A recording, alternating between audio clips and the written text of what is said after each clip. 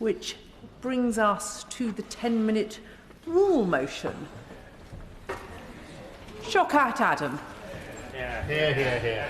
Thank you, Madam Deputy Speaker. I beg to move that leave be given to bring in a bill to make provision about the detection, treatment and monitoring of glaucoma by optometrists in England, and to make provision about the full integration of optometry and ophthalmology services for the purpose of glaucoma care in England and for connected purposes.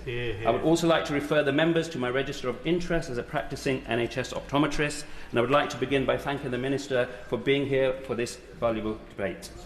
As a practicing optometrist for many years, one of the hard takes of the role is this, that during a routine eye examination, one detects a condition that will forever change that person who is sitting in my chair's life, and the patient is blissfully unaware of it.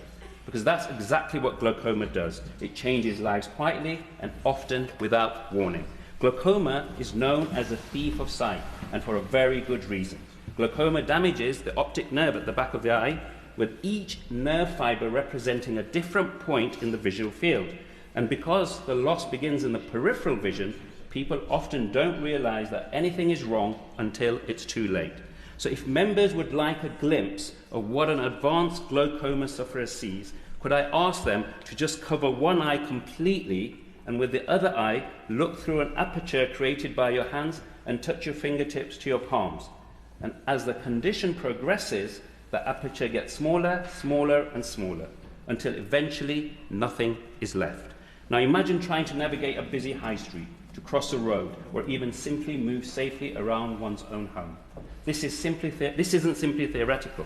Let me give you just two very brief but very real examples from my experience. A woman who on two separate occasions, whilst driving, her car was hit by another car from the side before she finally came in for an eye test, unaware that there was a problem because she could see the number plate, she could see road signs perfectly clearly, but what she couldn't see was the side of her vision eroding. Oh, and secondly, a heartbreaking experience for me when a pensioner with a handbag packed with what looked like her life savings, cash in hand, explaining that she will spend whatever it takes if I could just give her a pair of glasses that would allow her to see her two loves. One was her love of painting, and the other was her love of her grandchildren. Unfortunately, no amount of money would be able to restore her sight, as glaucoma, as well as being silent, is usually irreversible. Glaucoma, in fact, is the leading cause of preventable blindness in the UK. Over 700,000 people are affected.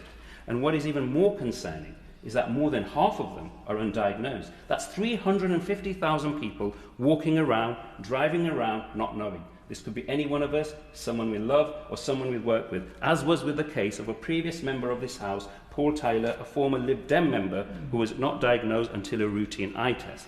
In its early stages, glaucoma rarely has symptoms, and there are rarely any warning signs, just a silent, slow theft. By the time it's noticed, the damage is usually permanent, and the loss has far-reaching consequences. People lose not only their sight, but also their independence, the ability to drive, read, cook, or even leave their house. Falls increase, isolation grows, and then comes the emotional and mental health impacts, fear, depression, and loss of identity. Furthermore, with an ageing population, we are facing a growing crisis. Glaucoma cases are expected to dramatically rise in the next coming decades. With a growth rate that outstrips the ageing population, a study from 2017 suggested that over the next 20 years, glaucoma cases would rise by 44%. That's hundreds of thousands of more people needing care, follow-up and support. And I fear that data will prove to be an underestimate. So let me be blunt. Patients are losing their sight not because care doesn't exist, but because the pathway is broken and the follow-up is delayed. Just recently, I saw a patient who was referred to the hospital and diagnosed with glaucoma. That bit, absolutely fine. The initial appointment happened, but the follow-up was postponed. Then they missed an appointment. So by the time they came to see me again a year later, they had lost a significant amount of their visual field, to such an extent that even their central vision, their acuity, was affected. This anecdotal example corroborates with findings from major chains like Specsavers and others. The problem, current waiting list data only provides a measure of first appointments, not the ongoing care vital to chronic conditions like glaucoma. We need published data on follow-up waiting times because that's where sight is being lost. And here's the reality. Hospital ophthalmology is one of the largest outpatient specialities in the NHS, with 8.9 million appointments a year between 2023 and 2024 in England. It is estimated that glaucoma care accounts for about 20% of all hospital eye service appointments, with around 1 million visits annually across England alone. In 2024-25, it was reported that 600,000 people were on a hospital waiting list for an ophthalmology appointment. However, the ongoing care, such as the need for regular planned follow-up glaucoma patients, is often overlooked, with their numbers not hitting the headline like those waiting for an initial assessment or surgery. NHS hospitals cannot carry this load alone. Thankfully, Minister, this is where the government's own NHS 10-year plan, and in particular its ambition to shift care out of hospitals and into community and to focus on prevention, not sickness, closely aligns with the transformation needed in glaucoma care. There are over 14,000 qualified optometrists in England, providing more than 13 million NHS-funded eye tests. They are trained, regulated and ready to help. Community glaucoma services led by appropriately qualified optometrists with appropriate approved equipment have already demonstrated the ability to reduce hospital appointment referrals by up to 71%. If implemented nationally alongside an optometry-based glaucoma monitoring service, it may be possible to release 300,000 hospital appointments every year. That's not a one-time saving. Glaucoma is a chronic condition. These are recurring appointments for people who are living with, not cured of, the condition.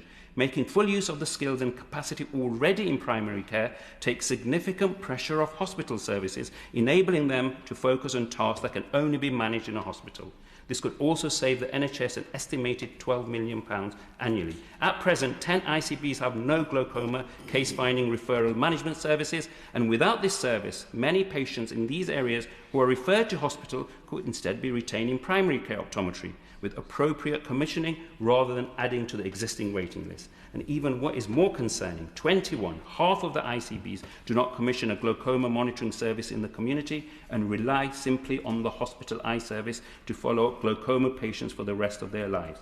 This is where sight loss occurs, as the hospitals simply do not have the required capacity. It's a postcode lottery, one that punishes the vulnerable, especially when people from Black and Asian communities are up to 4 times more likely to develop glaucoma and often have the least access to timely care. As opposed to Wales and Scotland, where a shared care service for glaucoma is commissioned by every health board, optometry-led and properly integrated between primary care optometry and ophthalmology.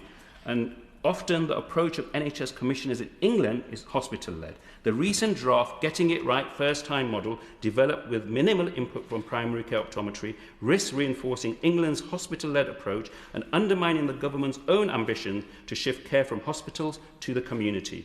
We are also seeing worrying behaviour at the ICB level, with several ICBs removing the limited community glaucoma services they had in place to make short-term savings. This is extremely myopic. Given ongoing financial pressures on ICBs, we do not expect individual ICBs to make significant progress in commissioning optometry-led glaucoma pathways that fully integrate optometry and ophthalmology without clear direction from the government. The total cost of visual impairment in the UK is now estimated to be £26.5 billion, set to rise to £33.5 billion by 2032. Glaucoma alone accounts for £750 million of it. And this is just not a cost to the NHS, but also the cost of lost productivity, informal care, and diminished quality of life. This is a silent epidemic, but it is not inevitable. So what am I asking for? What can be done to begin to tackle this silent epidemic? Fundamentally, I am asking for a national direction from the DHSC to ICBs that they should commission a uniformed primary care glaucoma service that utilises qualified high street optician practices, and only by doing so will we end the current postcode lottery in glaucoma care. We already know what works, we already have the workforce, and we already have the technology. We now need clear direction and a political will. Thank you. The question is that the honourable member have leave to bring in the bill. As many as of that opinion say aye. Aye. Of the contrary, no. I think the ayes have it. The ayes have it. Who Who will prepare and bring in the bill? Marsha de Cordova, Jim Shannon, Brian Lesham, Jeremy Corbyn, Ayub Khan, Iqbal Mohammed, Mr Adnan Hussain, Paulette Hamilton, Mark Pritchard, and Adrian Ramsey, and myself. Shockat Adam.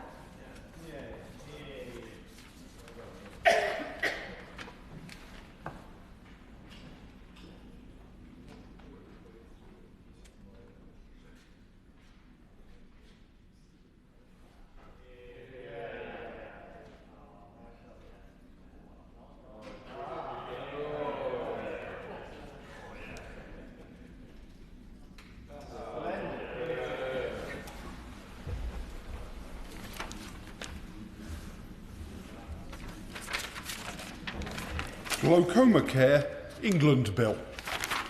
Second reading what day? Friday, 13th of March, 2026. Friday the 13th of March 2026.